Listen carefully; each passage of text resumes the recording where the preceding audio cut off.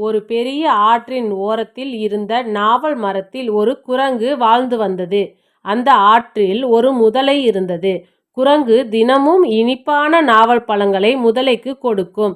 இதனால் இரண்டு சிறந்த நண்பர்களாயின.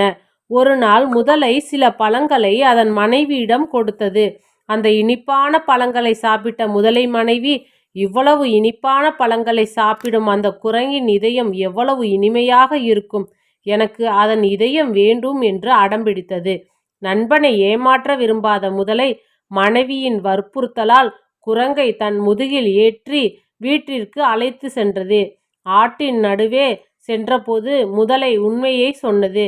அதிர்ச்சியடைந்த குரங்கு சற்றும் பதறாமல், நண்பனே, என் இதயத்தை மரத்திலேயே வைத்துவிட்டு வந்துவிட்டேனே, திரும்ப சென்றால் எடுத்து வரலாம் என்றது.